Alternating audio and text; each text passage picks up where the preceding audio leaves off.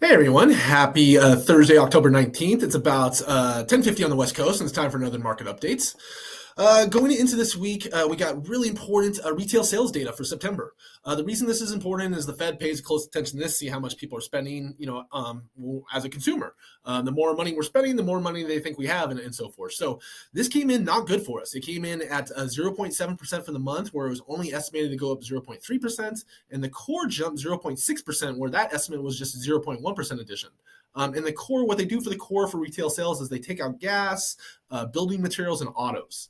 So definitely both jump more than expected. And if you take a look at graph form, we can see that's been going on for a while. Upward trend basically since November. Going straight up to where it is now. And like I said, the reason that's important is the Fed's looking at that and saying, hey, the American consumer is doing great. We know that a lot of this purchasing is going on credit cards. And if you take a closer look at this retail sales data, you see that Americans are spending less money on discretionary items. So, and more money on important items like food. So, that's more indicative of a consumer in a little bit of trouble. But these headline numbers and the way the Fed's going to look at it is, hey, everybody's doing great. So that wasn't good to see, and the markets did not like that. Next thing we got was September starts and permits for builders and their optimism index. So taking a closer look at that. So permits were about 1.47 million. Now they're down month over month and down year over year. And keep in mind, these numbers include both single family and multifamily. So we saw rebounding housing starts, but still down year over year. And then there's a wonder, going forward with mortgage rates higher and their confidence down, will that kind of slow down? With these rates are affecting businesses too, so they have less money to do building. And the other thing about this report is, going back, I think every month now in 2023, permits for single family has gone up, but overall year over year it's down, and that's because multifamily is dropping quite a bit. So single family being started, that's good for inventory, that's good for single family homes and real estate sales and loans and stuff. But the reason that's multifamily is important is that if those go up or we don't get enough of those, that's going to cause more rent inflation. And we know that's been a big reason of why inflation's gone up so much is rent inflation.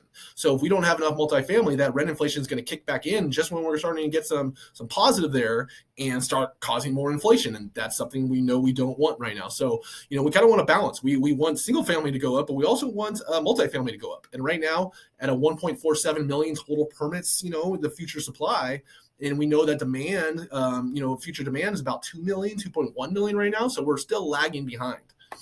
Next thing, let me go back to that and show you guys this optimism index. So home builders are down to 40%. Anything above 50 is positive. Anything below 50 is negative.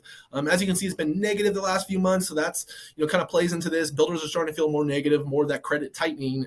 Will they stop building as much and cause even more of an inventory issue on both single family and multifamily?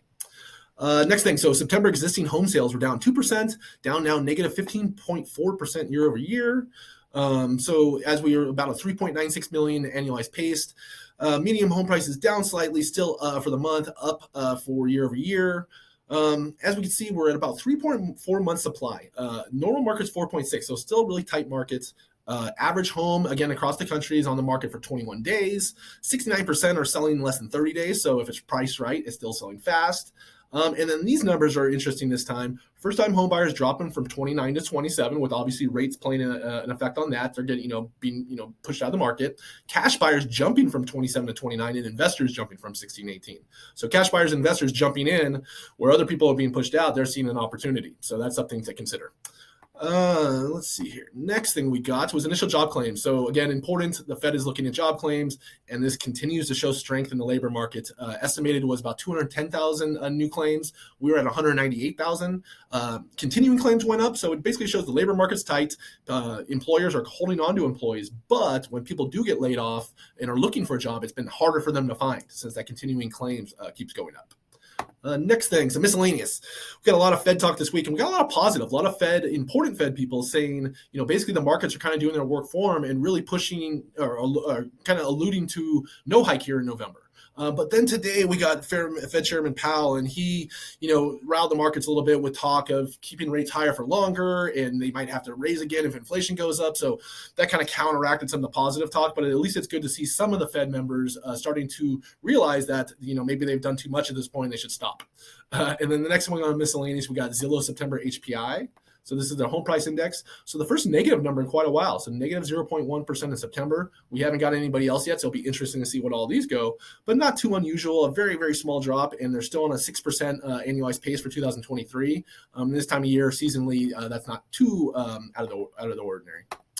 So where does that leave us? The average rate jumped from 7.65 to 8.03. We have an 8 in front of it. That's gross to even say. And again, this is for good borrowers. This isn't for people with mid 600 credit. This is for people that have a lot of money to put down and have strong credit scores. The average rate, according to most lenders, is about 8%, above 8%, 8.03. So not good, not going in the right direction. We'd like to see some help there for everybody. Important dates we got coming up. We got the Fed coming up on November 1st. Right now it's showing, the markets are saying 99 to 1, 99% that they won't hike, 1% that they'll hike. So the markets are very confident. And then you look at December, I think December 13th is their next meeting. So the last one of the year, that's at 70-30, 70% no hike, 30% hike. So that's ideal. If the markets are right there and we go and get hikes the next 2 months, that's good. But eventually we want not just a pause, we want them to cut rates eventually too. So with Chairman Powell's comments today about, staying higher longer, that's where people, are getting a little bit more worried that, we're not going to see those cuts anytime in the near future. So, again, not a great week, but you got to, stay positive out there. There's still deals to be done. It's still going to be, every market situational. Even when rates are low, it was really hard for people trying to do FHA and VA. So at least there's more willing sellers right now to, be willing to work with people with lower down payments and seller concessions and things like that. So, if anybody needs anything at all, please don't hesitate to reach out, and I'd be more than happy to help. Have a great day, everybody.